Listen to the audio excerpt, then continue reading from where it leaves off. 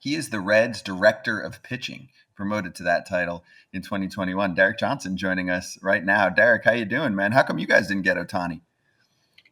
I mean, he would have hit about 100, at least 100 home runs a year in a Great American. So I was thinking that we had a shot, but I don't know. I mean, it sounds like he did pretty well for himself, right?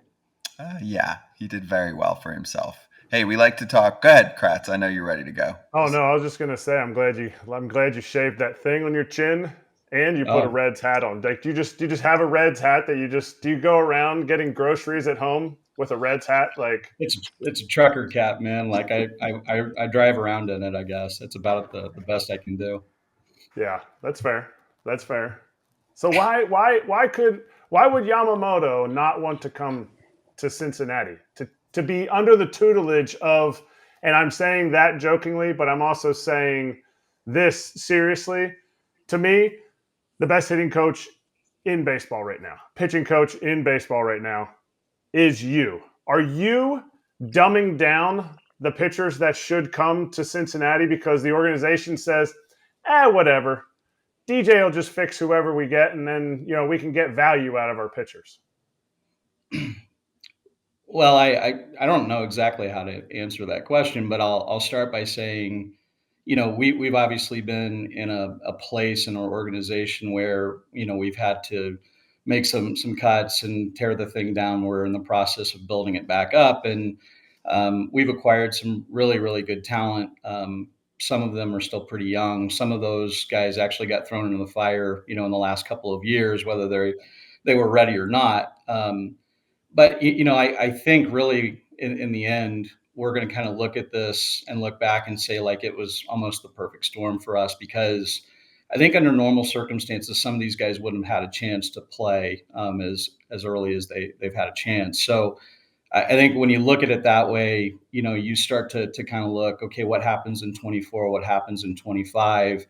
And we've been asking ourselves this question, at least I have lately, is like, what's our year? I remember when I was with the Cubs, I was the minor league pitching coordinator, and Theo asked us a question. He said, when are we going to win the World Series? And at the time, I thought 2017. But everything that those guys did, every move they made, everything that we did in player development was geared towards, finding that kind of culmination, that point of the spear, where it was like, hey, we're going to win it and we're going to go for it. We'll trade guys if we have to get what we need. And, the rest is history. And I think that's kind of where we're at, is like, where are we looking at when we can make the biggest splash? And so, we've had to go through a lot. We've had to give up a lot. At the same time, it's been really rewarding. Some of these younger guys are coming up. They still have a ways to grow. But at the same time, like, it's been a lot of fun watching them do it and doing it on a pretty good sized stage. So when is it? Hey, Sorry, Jonesy. When is it for the Reds? So when is that? I mean, You said the Cubs 17. You're a year off. well, So when is it for the Reds? yeah. So if history can repeat itself, I'm going to say 26. Right. So I'll just go there. I'll just go 26. Just to Fair. be I safe. see what you did there. Right. Right. Right.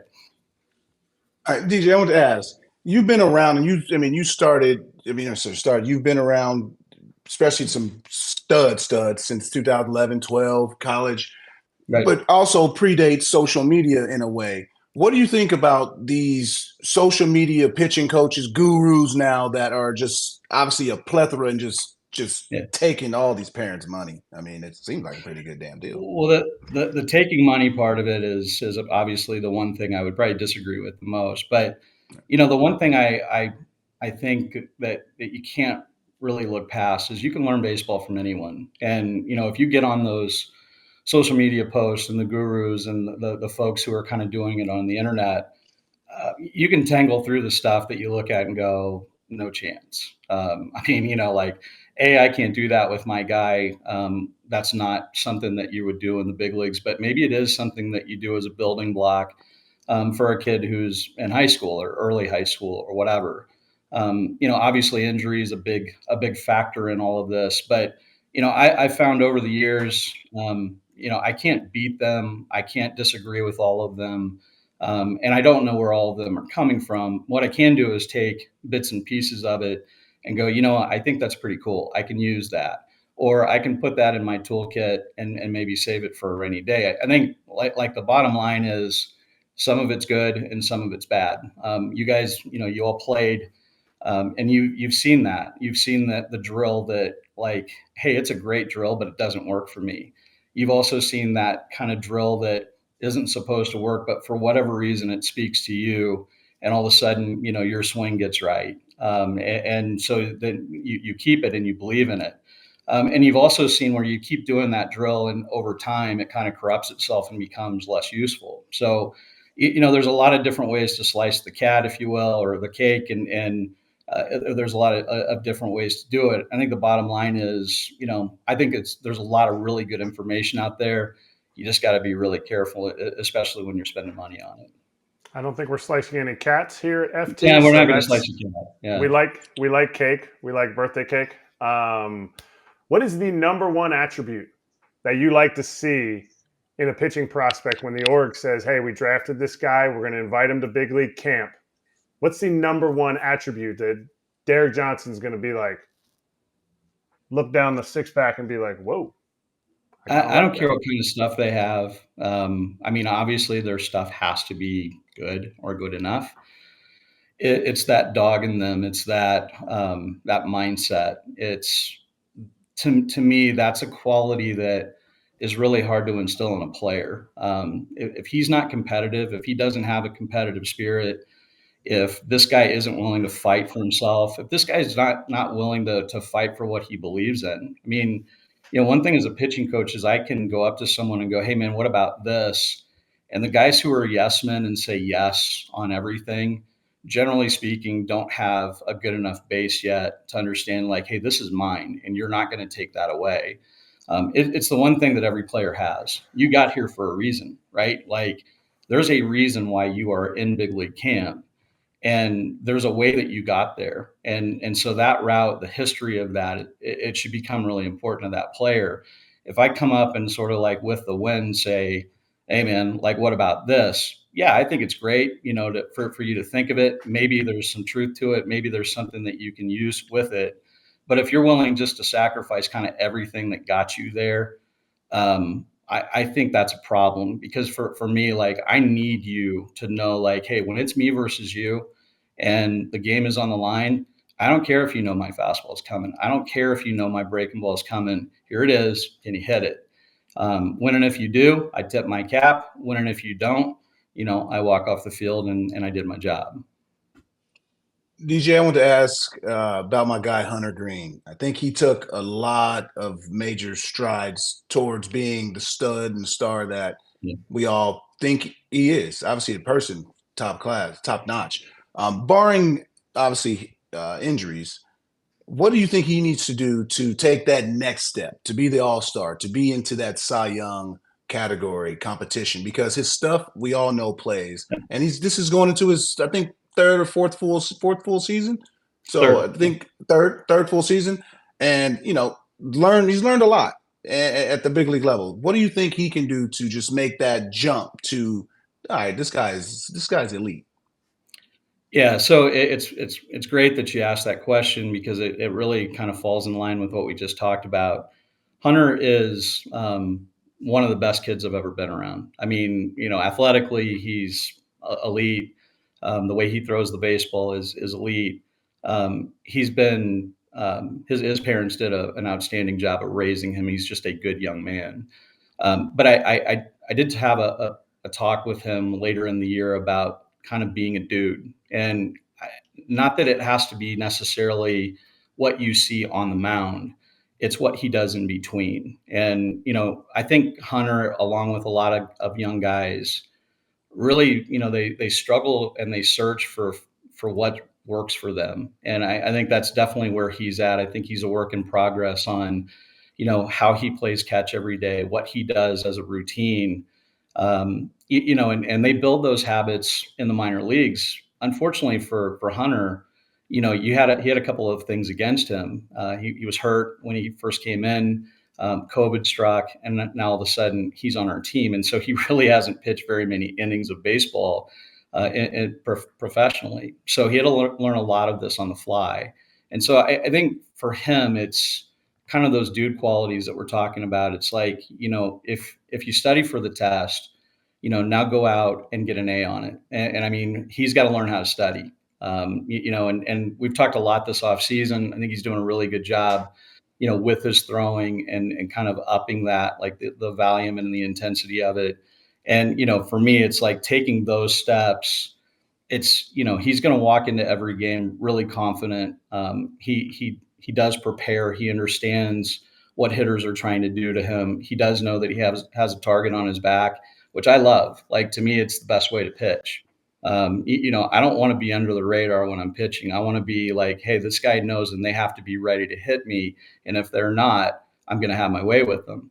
And that's, to me, the way that it works in your favor on the mound. So I think just those, routine things that he has to learn about himself to get him right for each and every start. And then I think the last part of that is, staying healthy and going through an absolute full season, kind of start to finish, 32, 34 starts, whatever it ends up being, and, kind of going the distance wire to wire. All right, take us back to 2019 when you just come over to the Reds.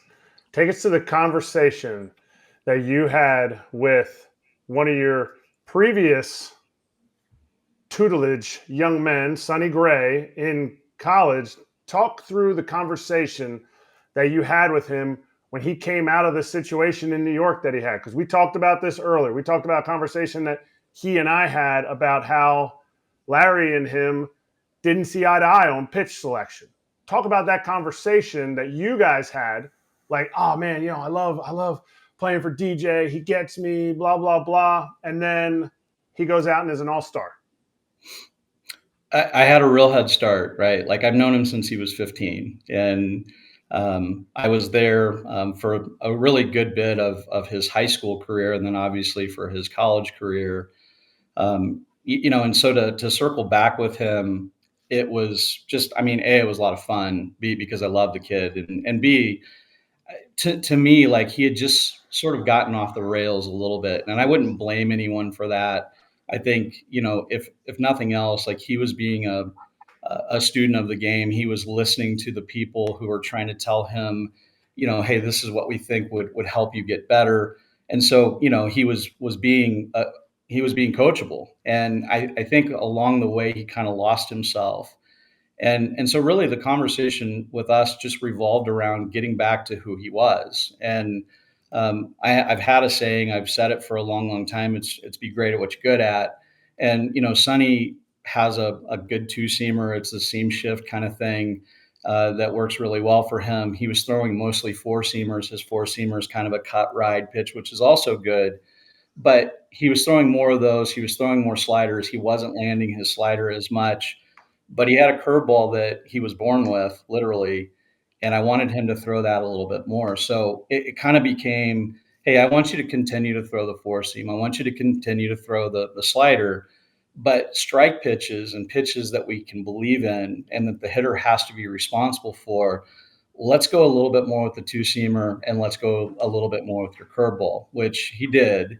And what happened is it opened up his slider a little bit more. He got a little bit more chase on that. The four-seamer became a really kind of unique pitch to a lefty. What he ended up started doing with lefties is he would kind of cut right it into their hands, and then he would front hip the two-seam, and it ended up kind of becoming almost a trademark with him, and he'd X that top spot at the lefty's hands. Righties, obviously, he's burying a lot of that stuff on their hands too, and then could work it away from them. So he had a plan against a lefty and a righty. It was simple. It was something that he knew he could do. He was good at doing it. And really, like, it was following that formula, be great at what you're good at. And he took that advice. He ran with it. And, I'm just awfully proud of, kind of what he's done in the last few years. Even though he's not a Red anymore, it's still a lot of fun to watch him pitch. He was almost Red. We heard some rumors that he almost came back. Was it close? I think so, yeah. And I don't know all of the details. I spoke with him, and it's always rough when you know someone the way I know him, because you're talking business and of course you want him on your club. And then on the other side of it, so I start that conversation by saying, listen, selfishly, I want you here. The unselfish part of me wants you to make as much money as you can and be as happy as you can. And so if that's not here, that's good too. And so it was a tough conversation when he called and said that he was going to go elsewhere. At the same time, he's got a beautiful family. His wife's a great lady. If he felt like that was a better situation for him, then that's awesome. But I think it was close. I think we had a really good shot. I do think it came down kind of between just a couple of clubs, so we lost out.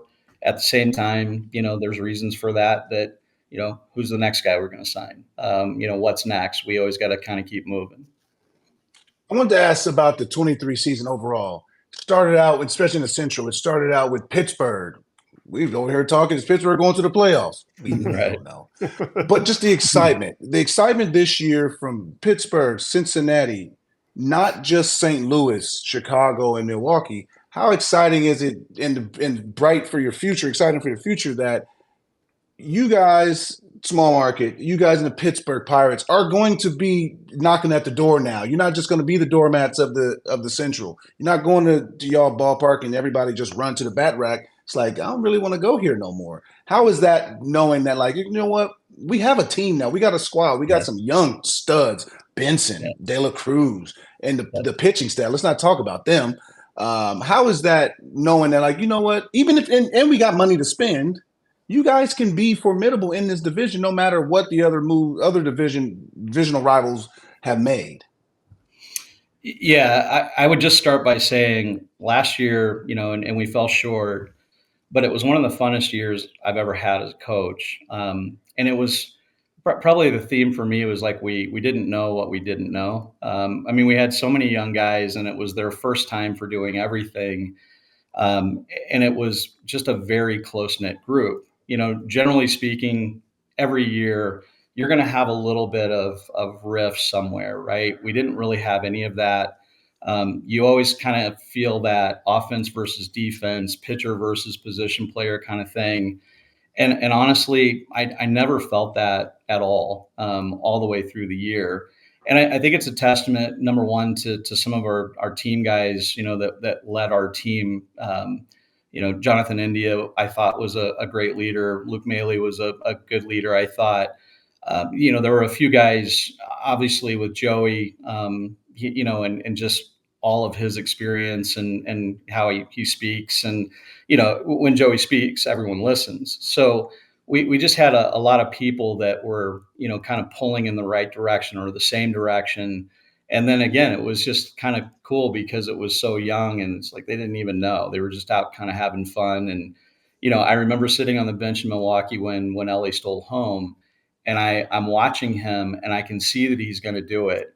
And I'm like grabbing, I think it was Stevenson was sitting next to me, and I'm grabbing and I'm shaking him, and he's kind of looking, and here he goes, and he steals home. And it's just like, we went bananas in our dugout. And it was just things like that. Like, I think everyone was really pulling in the same direction, and, we were having fun, and we have just a great group of kids that I think pull for one another. And man, I think if you can get that in Major League Baseball, like you've got a lot of stuff that you can look forward to that's going to be pretty positive. All right. 2018, Game 7, we lose.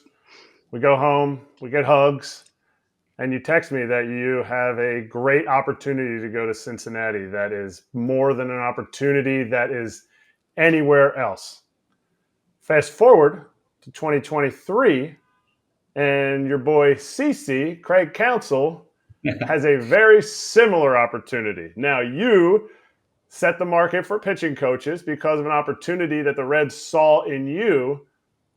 What do you feel about Counsell's decision to not only go in the same division? The Reds-Brewers rivalry is just a tick smaller than the Cubs-Brewers rivalry. Well, you know that as well as I do, right? I would just quantify everything by saying that Counts is his contract's got a couple more zeros than mine had, but awesome for him, dude. Like that's such a cool thing. And I actually I saw him. He was in Cincinnati watching his son, his youngest son, play. He plays at the University of Michigan. They were playing a fall game against University of Kentucky. So went out and watched, and he happened to be there.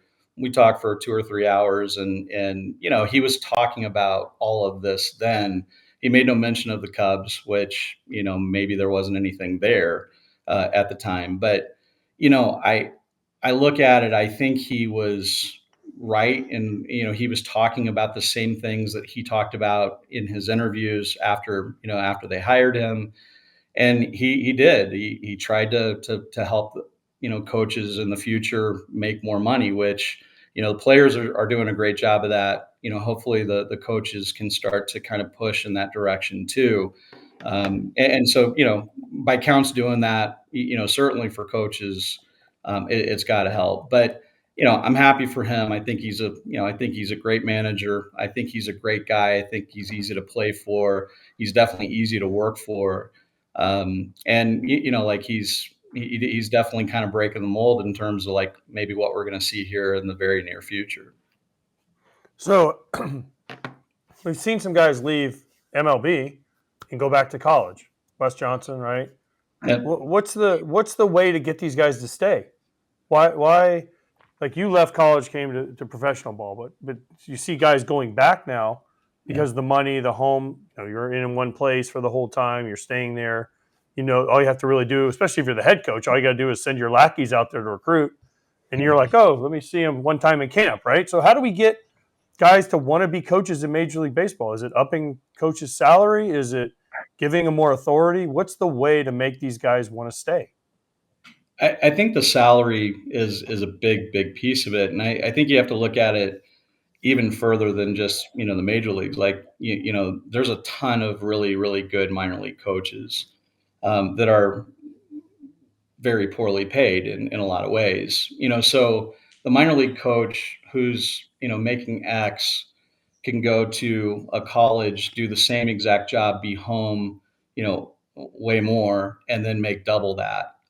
That's where we have to get to, I think, because that's what we're losing. We're losing these really quality minor league coaches. They're going back into college. They're making more money. And so we have to be able to compete with that. I don't think the authority part of it is probably the thing that's needed. I'm not sure that there are very many coaches who feel like they need more authority. I think once you work in professional baseball for even just a couple of years, you understand really fast that there are levels, kind of, and we all kind of say, hey, stay in your rail, and stay in your lane.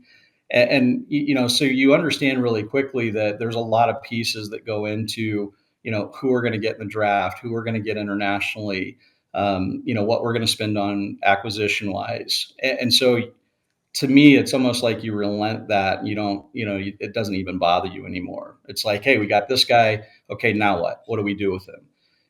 But I do think that the salaries would help. I think, if you're looking at what the players are making, and of course, minor league baseball players aren't making a ton, so I understand that. But at the same time, like if you're looking in comparison and players playing coaches coach, but coaches have to be compensated, and they have to be compensated in a way that they feel like, hey, this team, they respect me and they want me here. And so it can probably come in a couple different ways, not only salary, but just years, of on a contract. A lot of guys are still working on a 1-year contract. And I worked on a 1-year contract for a few years too in professional baseball. So it's tough, when you're making what you're making and you're not exactly sure what's going to happen next year. You go to college, you're making more, and chances are, unless you do something really foolish, like you're going to be there again next year. So I just think if we can even that part of it out, we'll keep more coaches happy. Very well stated, and it is definitely possible. Like the game is doing well, so I'm with feels you there. Like it. Yeah, it certainly feels like it. It looks like it. We know we're at the games. People are there. The contracts are healthy. On that note, actually, so far your team has brought on 2 pretty big name veteran pitchers, right? So I'm sure you've already dug into what you've seen from them, if not also maybe given your opinion that helped to sign Nick Martinez and Emilio Pagan. So curious to get your take on those 2. And my only follow-up, because I'll mix this in based on time, for Pagan is he is a fly ball pitcher. How do you counter that in your ballpark? Well, I'll start with that because it's the maybe the easiest place to start. There's a lot of fly ball pitchers, and our park is pretty homer prone. And so, we're definitely not going to try to turn him into a ground ball pitcher. We're not going to move his usage around, unless there's something that we think can really help him. The way I look at our park is home runs are going to happen. What we have to chase, at least in our ballpark and probably with our staff, is we have to chase a lot of strikes, but we also have to chase miss. And we know that home runs are going to happen. We feel like if we throw enough strikes, we don't walk people, which we've been probably not as good as what we need to be. We also are pretty young. But I think if we throw the ball across the plate and we can learn how to make guys miss the ball, to me, that's the best remedy in our ballpark. And I think Pagan can do that. I think Nick can do that as well. And so it's really just kind of taking that thought process and saying, okay, if we throw the ball across the plate a lot, if we can figure out how to make guys miss, and then when they do hit, how do we make them miss hit, or I guess kind of limit damage, limit hard hit percentage and things like that. Well, then we're in business. And I think, both guys have shown that they have the ability to do that somewhat, and maybe we can exploit, them to do it even more. But Pagan's been around. He started using his fastball more last year, which he says made all of the difference in the world. For me, him coming in, I want him to use his fastball. That's fine. That sounds like a really good idea to me. And then we'll figure out the rest as we go. With Nick, it's the Swiss Army appeal. I mean, he can start, he can relieve. He's done them both, and he's done them both well. And I think for where we're at right now, we do need sort of that swing guy that we can kind of count on. I'll build him as a starter in spring training because I think it's the right thing to do, and then we'll kind of figure out where that fits. But both guys serve good purpose. Pagan can pitch at the end of the game, whatever that looks like, and I think Nick probably could too. So I think we have two guys that are pretty versatile. And I think versatility for us, especially with all these young guys that we have, I think that's a really important piece for us. DJ, I had to ask. I mean, future Hall of Famer Joey Votto. I know you had the last few years with him, which seems like as a fan, the coolest years of his career as he opened up a little bit. Obviously, Yeah. the first 15 years of his career, I don't think he said 15 words, but how was it being around him, his aura, obviously his work ethic, just being around Votto? I grew up with him in the minor leagues and came up with him and played against him so many times. And what was your experiences with him? He would sit on the bench with me occasionally, and we would chat about whatever. And that was the coolest part. Like, there were just these unique things that he would ask me. Some were, at first kind of strange. It took me back a little bit, saying, I don't really know how to answer this. Is this a trick question? What do you got?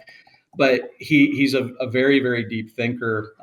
He's calculated in a good way. I don't mean that in any sort of negative way. But to watch how he works in spring training, to listen to how he talks to the younger players, to be around him and to be able to talk baseball. Like, we talked about different pitchers. We talked about, how his swing and when it feels right and what that means to him. So I learned a lot from him, and it was just fun because it was always a little bit different. You never knew exactly where it was going to go. But it was always unique. And I always walked away from it going like, that was cool. Like, I didn't know it was going to be cool. That was cool. And I thought that's what Joey brought as much as anything. I think he's really good. He's really underrated in terms of how he talked to young players. And I think he had to work at doing that. Like, it's not necessarily his nature, but he took it upon himself to do that. So, for all intents and purposes, for me, like the last 3 or 4 years with him, has been just a really cool experience, and one that I'm really happy that I had a chance to be around him, because it was a lot of fun and I learned a lot. All right, last one from me. We got to say bye after this. Look, you got to take care of Suitor B, okay? The guy lives in Cincinnati. He would fit really well. You said the word Swiss Army knife. Call the Reds, whoever the guy is that's making the decision. Be like, Suitor B wants 2 years, 13 mil. Kratz, it's funny, man. I mean, and I'm with you for sure. Do you remember when I called him the artist, and he looked at me and I said, most people paint with a brush, and they paint a picture. I'm like, you just take the whole can of paint, throw it up against the canvas. He's like, art. I mean, and that's him in a nutshell. Like, that dude, you have no idea how he does it. And you look up and he's got a 3.5 and he's done fine all year long. He can start for you. He can be a reliever. He can pitch at a moment's notice. I mean, I love the guy. Clubhouse wise, he's the best. He does live in Cincinnati.